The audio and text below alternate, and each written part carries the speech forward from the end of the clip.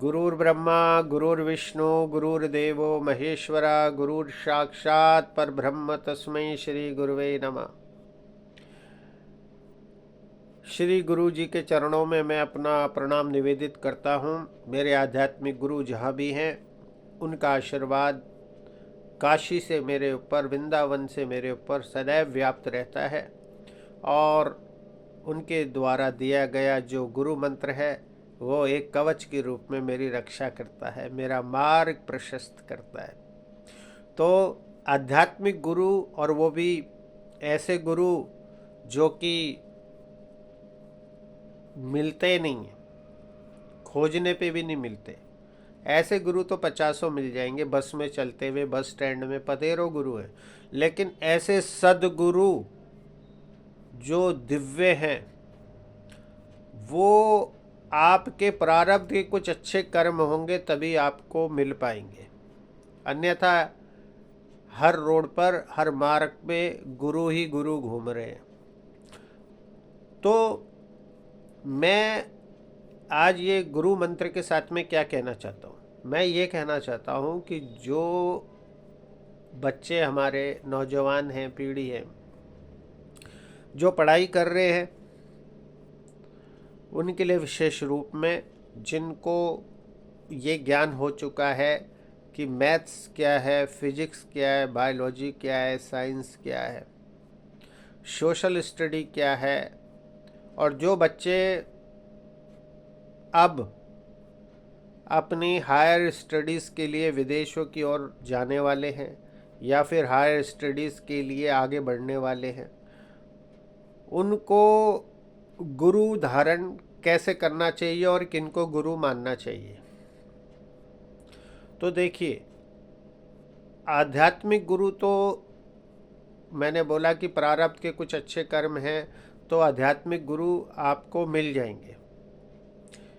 एक शिक्षा गुरु हैं जो कि आपको स्कूल में, पाठशाला में शिक्षा देते, वो भी गुरु हैं। एक आध्यात्मिक गुरु हैं, वो ढूंढने से मिलते हैं या फिर अचानक ही आपके सामने कोई ऐसी लीला हो जाती है प्रभु की, तो आपके कुछ अच्छे प्रारब्ध के कर्म होंगे तब आपको वो मिल जाएंगे। तो शिक्षा गुरु तो आपको हम सभी को मिलते हैं। दीक्षा गुरु वो बड़े ही पुण्य भाग होंगे तब मिलेंगे। तो आपको गुरु कैसे मिलेंगे? जो आपको सदमार्ग दिखाएं, जिन पे आप आँख मीच के भरोसा कर सकें।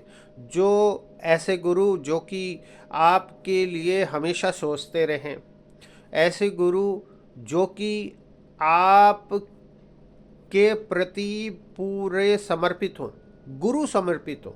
शिष्य तो जब होंगे सो होंगे। ऐसे गुरु जिनके दिमाग में केवल आपका ध्यान हो। शिष्य, आप कह रहे होंगे आज मैं उल्टी बात बोल रहा हूँ।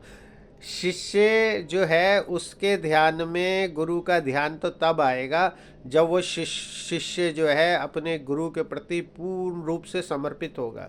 लेकिन ऐसे गुरु भी हैं कि जो पूर्ण रूप से शिष्य के ऊपर समर्पित हैं। आप सोच रहे होंगे ऐसे गुरु कौन है? तो चलिए मैं आपको मिला देता हूँ आज आपके ऐसे गुरु से जो कि आपके प्रति सुबह से शाम तक सोच रहे हैं और आपके प्रति उनका इतना स्नेह है कि वो खुद भूखे रहकर आप अपने मुंह का निवाला आपके मुंह में डालने को तैयार बैठे हैं। और वो ऐसा ही करते आ रहे हैं और ऐसा ही करते रहेंगे जब तक वो इस पृथ्वी पे विद्यमान है। तो वो हैं आपके माता और पिता। आप ये सोचिए कि हमारे शास्त्रों में लिखा है मातृ देवो भव, पितृदेवो भव। मतलब माता और पिता को देवताओं के आसन पर बैठाया गया है। तो जो बच्चे अगर आगे चलकर अपना भविष्य उज्जवल करना चाहते हैं, आप सोच रहे होंगे कि मैं ऐसी बात क्यों कर रहा हूँ, लेकिन ये सच है और इसमें 1% भी, एक 1% भी कोई गुंजाइश नहीं है कि इसमें कोई भी बात गलत नहीं है। और ये सच है, सच है, सच है। जो बच्चे आँख मीच के अपनी शिक्षा के प्रति या अपने भविष्य के प्रति अगर चाहते हैं कि कुछ हम बन जाए, तो उनको अपना गुरु, अपने माता या पिता या दोनों, इन दोनों को बनाना ही पड़ेगा। क्योंकि अगर ये दोनों आपके गुरु नहीं बने या इन दोनों में से एक भी गुरु नहीं बना और आपने उनको समर्पण भाव नहीं दिया, समझिए आपको भी समर्पित होना पड़ेगा। आपको छींक भी आ रही है, आप क्या खा रहे हो, क्या पी रहे हो, आपका अच्छा या बुरा या कुछ भी, आपको सब कुछ इन गुरु के साथ में शेयर करना पड़ेगा।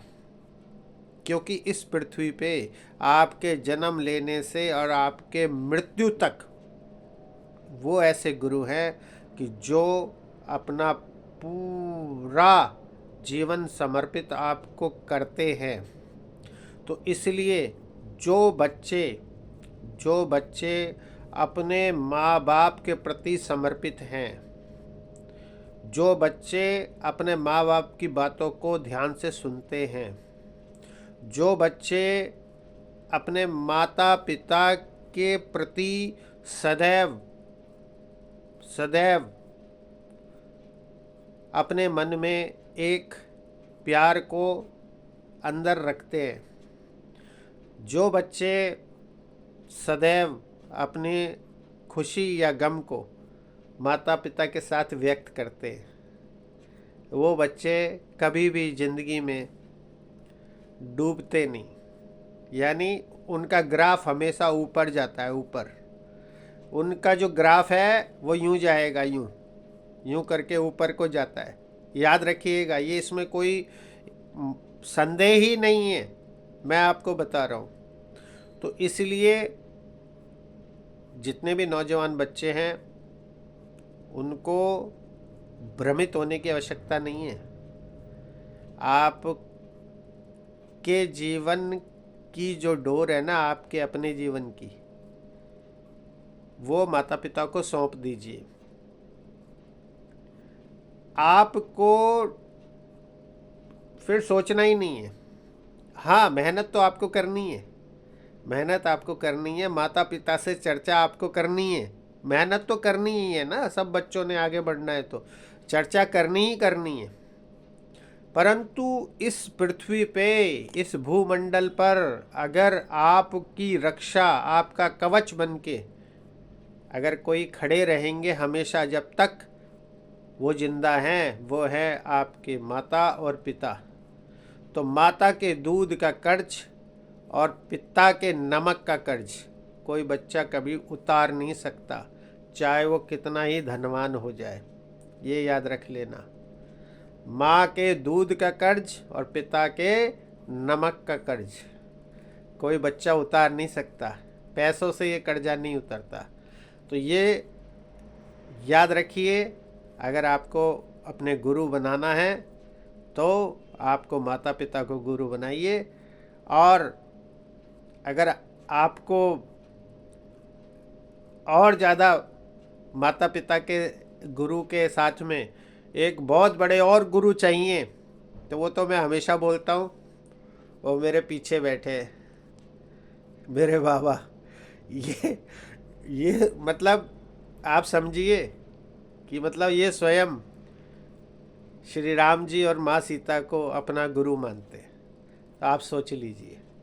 तो आपको बस मुझे यही समझाना है, नए वर्ष में आप ज़िंदगी में कभी गिरेंगे नहीं, कभी भटकेंगे नहीं मेरे बच्चों। आप आगे बढ़ोगे, आप आगे बढ़ोगे। दुनिया की मत सुनो, दुनिया बहुत कुछ कह रही है, दुनिया आपको गुमराह कर सकती है, दुनिया बहुत कुछ कर लेगी, लेकिन सही राह, सही दिशा आपको दे सकते हैं आपके परम स्नेही। आप बस समझ लीजिए एक ही हैं, वो है माता और पिता। तो आप सब खुश रहिए, मैं माता पिता से भी बोलना चाहूँगा, बच्चों के साथ बैठिए, उनके साथ वार्तालाप कीजिए, उनके मन को पढ़िए, उनको वही सब्जेक्ट दिलाइए जो वो पढ़ सकते हैं। ज़रूरी नहीं है कि हर बच्चा कोई वकालत ही करेगा, ज़रूरी नहीं है हर बच्चा जो है साइंस का बहुत बड़ा वैज्ञानिक बनेगा, ज़रूरी नहीं है हर बच्चा इंजीनियर बनेगा। कोई बच्चा गाने में बहुत अच्छा नाम कर सकता है, कोई बच्चा कोई वाद्य यंत्र बजाने में अच्छा कर सकता है, कोई बच्चा ड्राइंग बनाने में अपना कर सकता है। तो बच्चे के साथ बैठिए, उसकी मन की पुकार सुनिए, उसके मन को समझिए। आप मैच्योर हैं, आपने दुनिया बहुत देखी है माता पिता ने, तो बच्चों के साथ में बैठिए, समय बिताइए। जितना समय बिताएंगे, जितना उनकी सुनेंगे, सच मानिए उनका तो उद्धार होगा ही, बच्चों का आपका भी उद्धार हो जाएगा। इसलिए बच्चों के साथ समय बिताइए। जय माता की। ओम नमः शिवाय। सदैव खुश रहिए। हर हर महादेव।